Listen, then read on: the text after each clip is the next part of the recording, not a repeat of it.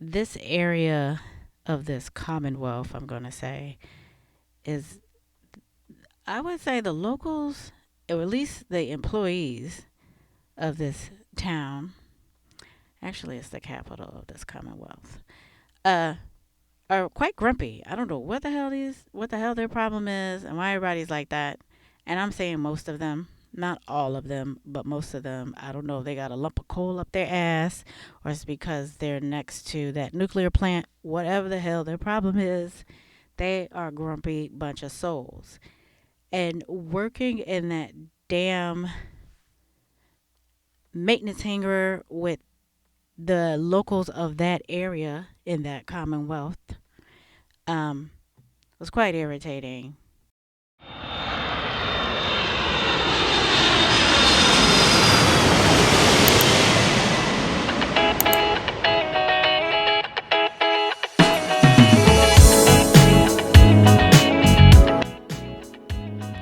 And hello, hello.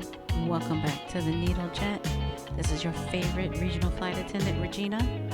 And as promised, in this podcast, this is part 2 of I Was in the Training Department.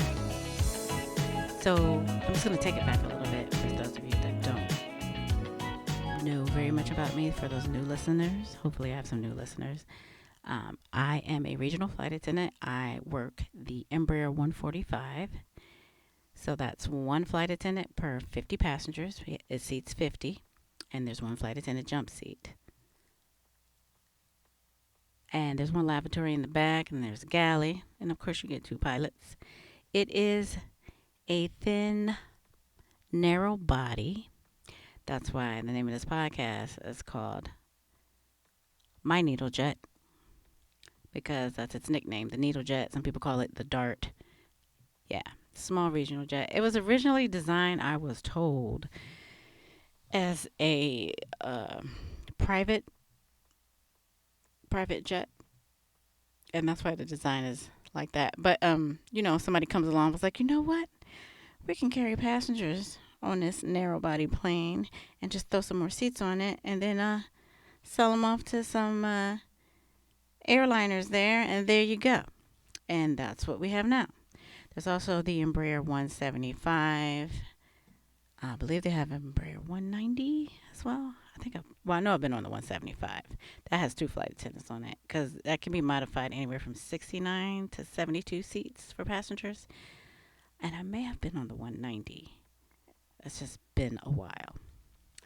But yeah, Embraer is made by Brasilia, and the aircraft has their engines are made by Rolls Royce.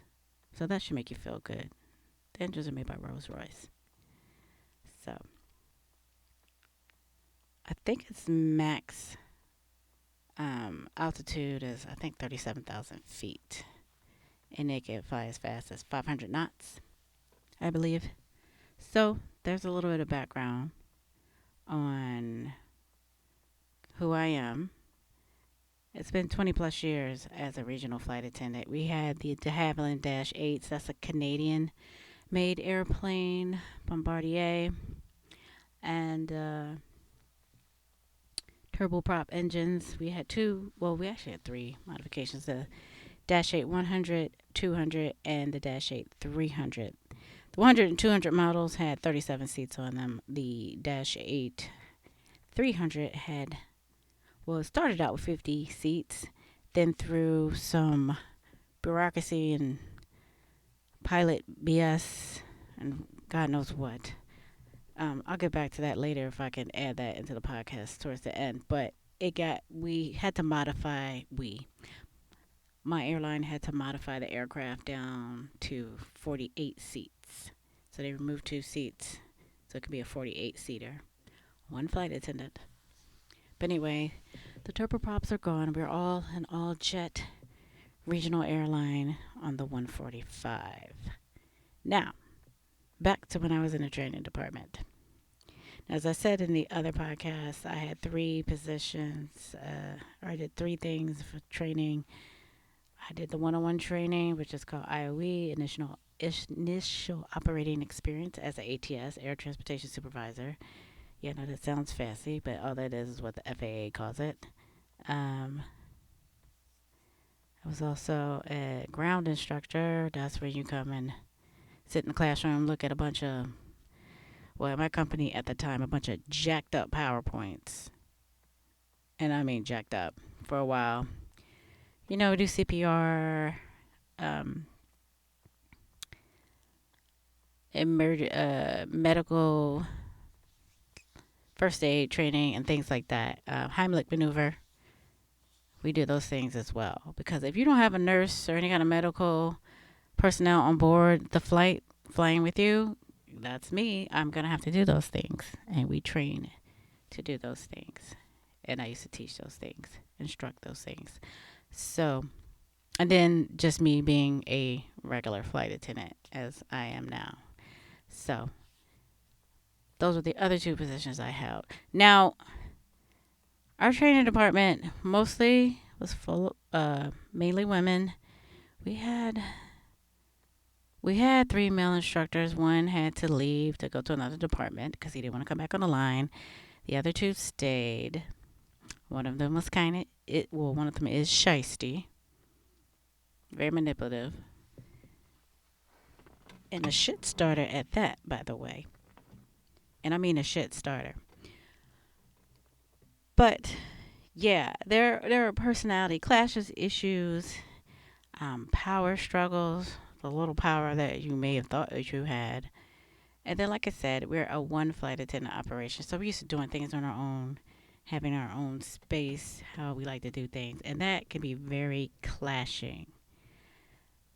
Now, at this time of my airline, when this group of instructors got together, we were gaining a new aircraft, adding it to our fleet, which is different from our other aircraft, the Dash, at that time. So it was very stressful. I had to do something called a proving run, which I never heard of. It was my first time participating in something like this. And that is when an airline acquires another aircraft and they have to prove to the FAA that they can handle the new aircraft. And that includes, of course, the pilots as well, how they fly it, handle the aircraft. Also, I guess ground staff as well, the gate agents, and us, the flight attendants. We have to show that we can handle a new aircraft, be able to evacuate, demonstrate that in the proving runs, and so forth. So I'm gonna give you an example of my experience in the proving run. So we had all these FAA inspectors. There's one lead, and then there was like five other FAA inspectors there. They all kind of do different things. One may only check the flight attendants. The one lead, he checks the pilots and maybe the whole operation. The other one specializes in ground operations and so forth. So we had a variety, which we should have because you have to show all aspects that we can handle this new type of aircraft. So one of the things, like, I would do the mock-up boarding and they would test me to see if I would catch like the large carry-on and not confront but challenge the fake passenger, which is the FAA was pretending to be, and things like that. Make sure I like brief the exits, and if somebody gave me a problem in the exit, would I challenge them? Those type of things. And then maybe in the air, they might pretend to be sick or have an emergency, and we would do a mock-up emergency. They just want to see if we can handle this new aircraft. So I mean, there's that type of thing would be no different from the turboprop because this is just general rules for any aircraft. So I did fine on it, but it was very nerve wracking because if we did not pass this, we wouldn't be approved to take on this new aircraft. So we went through that experience altogether as new instructors. Um, but working and training with other groups was very irritating. We have this crew base, which is also a maintenance base, and this area of this commonwealth, I'm going to say, is I would say the locals, or at least the employees of this town, actually, it's the capital of this commonwealth, uh, are quite grumpy. I don't know what the hell their problem is, and why everybody's like that. And I'm saying most of them, not all of them, but most of them. I don't know if they got a lump of coal up their ass, or it's because they're next to that nuclear plant. Whatever the hell their problem is, they are a grumpy bunch of souls. And working in that damn maintenance hangar with the locals of that area in that commonwealth um, was quite irritating and frustrating. They did not like us there. They didn't want us to be there. You know, the mechanics, they had to like work on these new aircraft and get them processed, and we needed to use them to train. It was very frustrating. This was before we got our cabin trainer. Thank God that thing came along. Um, but yes, those people were just angry and didn't want to see us there. But they had to cooperate with us. But hey, I'd rather not have to deal with them. Now, one of the frustrating things in that department as well, I was those damn PowerPoints. And this is probably a boring topic, and PowerPoints are freaking boring, you know. However, there's certain rules to follow with PowerPoint, and a lot of them did not follow those rules. You're supposed to just keep it simple, have contrasting text to the background. No, no, no. That's too damn complicated for these people. They had like a blue background with electric blue writing on it, electric blue text on it. It's like no one can see that shit. We can't read that. Oh, it makes no sense to create something like that. They put too much information on the screen. A bunch of unnecessary animations. It was ridiculous. It was the most infuriating thing I've ever seen in my life. Very infuriating. But that's how it ran in that training department until some of our flight attendants had gotten sick of their crap, wrote up our regional airline, or our regional flight attendant training department, wrote them up, complained to the ethics department of the major airline that owns us. So they had a few complaints that came in that were pretty substantial, and they actually looked into it. Now I don't know how they did it. I was told like they could like conduct a behind the scenes investigation or have a fake applicant come in, pretend to want to work for the regional. They would get hired, hopefully get hired. Then they would go through the whole training process, and of course, at the whole time, they'd be observing everything, taking notes, and reporting it back to the major airline that owns us. Like, hey, oh yeah, they do have crappy PowerPoints. Oh yeah, that instructor is very mean, or the tests that they put out have a plethora of mistakes and could fail you because they're incompetent and they don't check behind their work. All kinds of issues.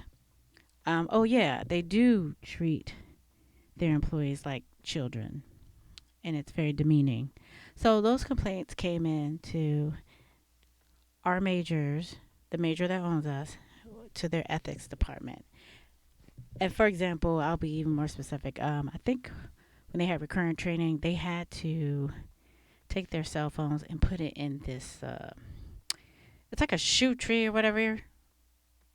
Those shoe trees, and put their phones in there and things like that. And just things are told not to chew gum. They were just treated like they were in freaking elementary school. And some people, a few people have found it very offensive.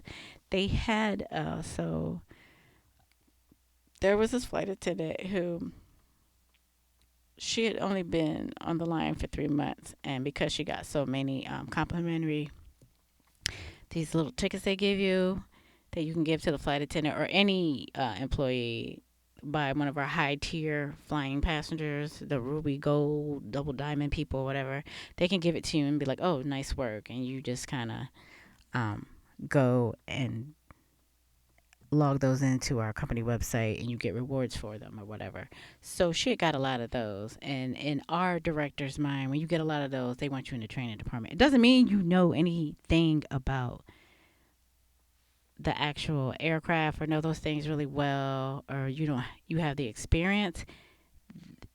They're looking at the customer service point of view. I'm like, oh, you should be in a training department. No, it should be in hospitality or something. Not necessarily the training department, but whatever. She got in the training department.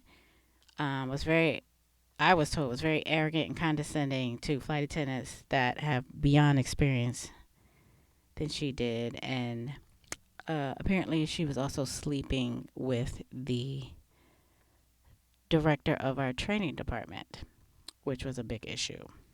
So while other people are putting in for other positions trying to move ahead in that training department, little Miss Muffet, who's sleeping with the director of training or what a manager of in-flight training, whatever the hell the position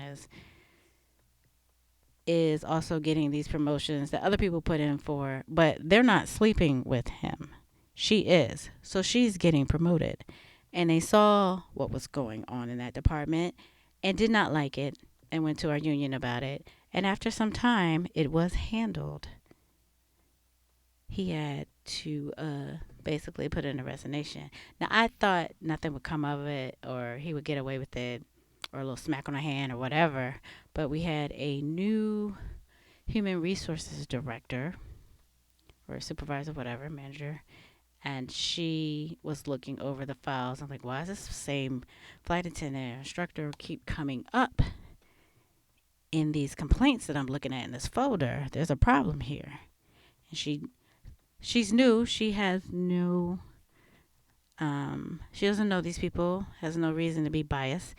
So she came at it from a fair point of view, interviewed people, and they handled it. I was quite surprised. He had to go back to the line as a plain flight attendant, but he eventually resigned and got a position somewhere with another agency and now lives on a tropical island. How nice for him. Good for him. And then little Miss Muffet, the person he was sleeping with, his girlfriend or whatever, she eventually left. And I think they broke it up, is what I was told. Now, I don't care about any of that crap. It's just that you can't be doing that. After not too long after that as well, our company put out a statement saying that if you're going to date within the company and you're dating somebody of a higher position than you need to let the company know. So that's what happened with that. But yeah, that was actually handled and taken care of because our manager, excuse me, our director of in-flight, I guess they're just going to let that just go. And she probably was because to be the manager of in-flight training is a lot of work. And if they don't have that position occupied, that means the director of in-flight training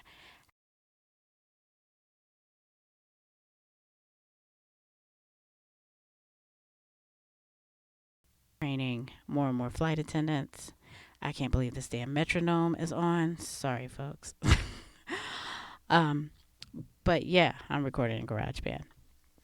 Um, that's more work for her. So she was trying her damnedest to keep this guy here and take his side because she could have him still do the work as the manager of training, and she doesn't have to do diddly squat. Like she's got it good now. She's got supervisors in different bases, and it's not just her and the manager in flight. That's the person below her.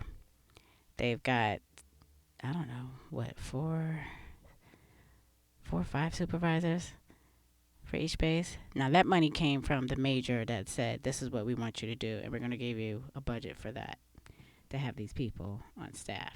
So I know she jumped at the chance for that. Well, I would have too. But yes, the lovely training department. Now, after I had left, I think I talked about getting into it with that one instructor. Um, and another one of our instructors wanted to be a supervisor. They told her no, some nonsense. And she was like, screw you.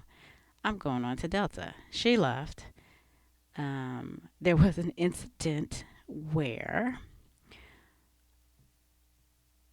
we used to rent cars all the time, and when we went down for training, and then after I would rent the car for the week, after I put everything in my name, even though they're paying for it, they have to take my driver's license and that information. At the end of the week, I would turn it in to the manager in flight or one of his little cronies there, his admin people. And they take the car for another 2 or 3 days, and then they're supposed to turn it in. Well, one of my friends had did what I did, as usually at the end of the week. She turned it in. They were supposed to keep it for 2 or 3 days and turn it back in. They never turned the damn car back in. So for 2 or 3 months, they're leaving my friend, who's in the training department, leaving her these messages saying, "Hey, be looking for this car. It wasn't returned, da da da." And after a while, they're like, "If you don't return this goddamn rental car to us, we are sending the cops and you will be arrested." Now, she told the director of in-flight, and she told um, the manager of in-flight training, like, "Look, I'm getting these phone calls. I'm getting really worried. Can you please just find out what's going on? I know I turned the car into you guys or whatever." And then the director of in-flight was like, "Well, did anybody go and look and see if the car was actually out there?" And because they had the keys. You got the keys to this damn car that's been missing for 2 or 3 months. So they go out there, hit the little button, car's out there. I think it barely beeped. And then, like, we have to keep like a little card in the window so they know that you are supposed to be there, and a tag. Oh, and that damn thing had faded away completely from the sun. That's how long it had been out there. So yeah, I got out just in time, because stupid shit like that, showing up for work and then you're going to be arrested by the cops because ding diggity dong didn't do their job and turn the damn car back in. It just blows my mind, but I'm not surprised at all. And then not long after that, because they had to make up for the money that was spent, that car sitting in the damn parking lot rotting away, they made all the instructors take the hotel vans just like anybody else that was going to training. And that's all she wrote. So yeah, the training department can be quite trifling. I guess it's chilled out lately. At least they got their PowerPoints together. I did compliment them on that. I'm like, yeah. But that's because they got the smackdown. Our flight attendants turned them in, was like, "Look, there's the problems with this training department. You need to do something about it." So they fixed those. And I don't really have any problems with those. Those are excellent. And if there's any other issues going on in that department, I don't know. And I do not care. Um,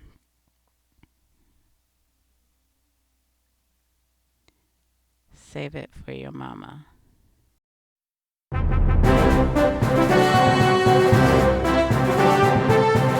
So let's move on to airline news.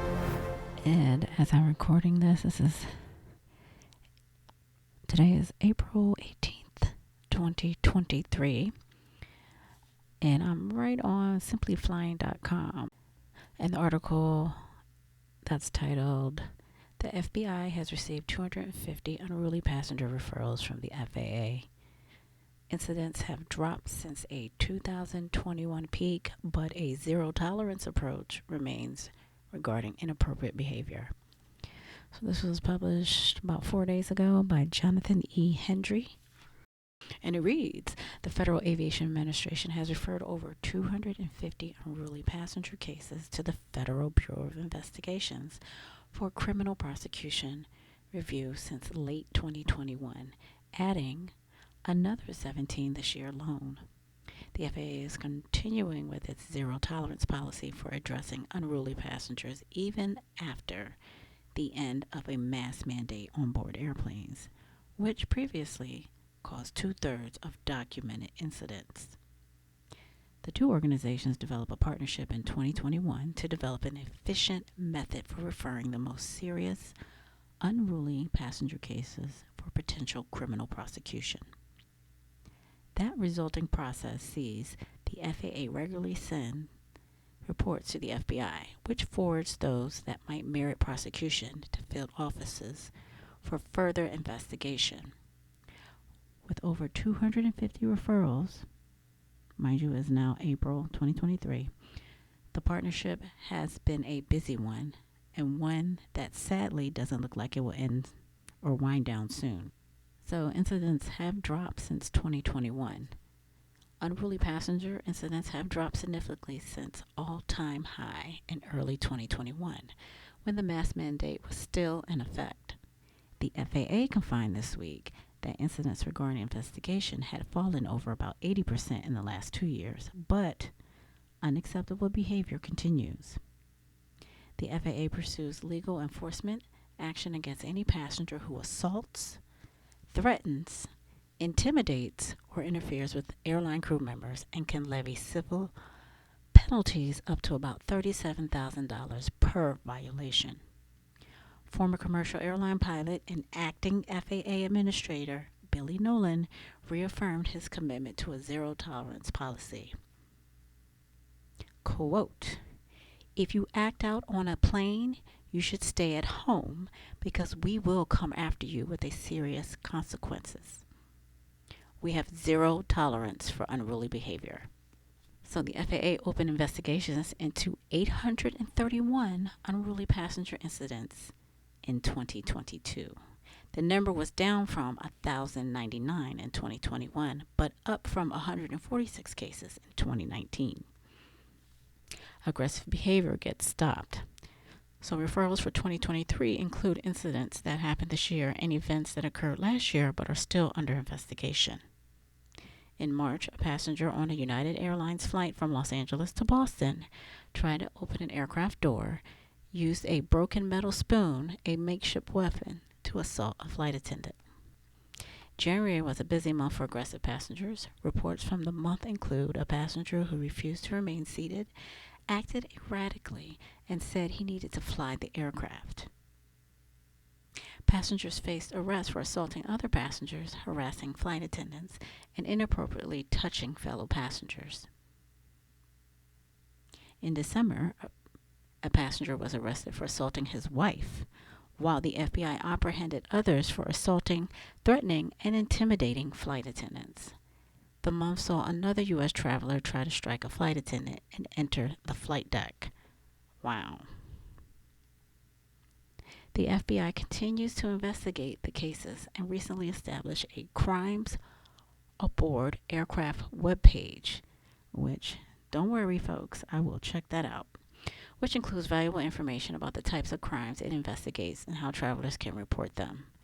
FBI Assistant Director Luis Quesada of the Criminal Investigation Division expressed his solidarity with the FAA in protecting passengers. Quote, "The FBI will continue to work with our FAA partners to ensure the safety of all passengers and to combat violence aboard commercial flights. We remain committed to investigating all incidents that fall within FBI jurisdiction aboard commercial flights." Unquote. In February, an American Airlines flight to Washington, D.C. from Florida diverted to North Carolina after an unruly passenger tried to force entry into the cockpit. God, how many of these have happened this year? Officers from the FBI Charlotte field office met her upon landing at Raleigh-Durham International Airport.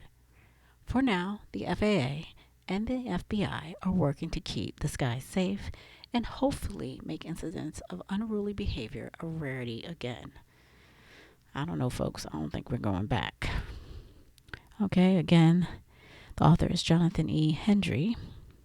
It says there that he publishes about 280 articles so far, and this is from simplyflying.com. If you want to look at this yourself, it's titled, again, "The FBI has received 250 unruly passenger referrals from the FAA." Now, mind you, folks, it is April 2023. So, we're already beyond the average for what it was in 2019 and before that. All I can say is, hey, keep your cool when flying. Take your meds. Do a little yoga before you get on that flight. Something. I don't know what's going on. But it needs to stop. Everyone needs to chill. Think about what your priority is. You just want to get from A to B and maybe C. Just get to that destination. So this is gonna be the last podcast for season 2. I thank you guys for listening. I might throw up some bonus podcasts, maybe in the not so far or near future. We shall see. Enjoy your spring and summer, and I appreciate you all.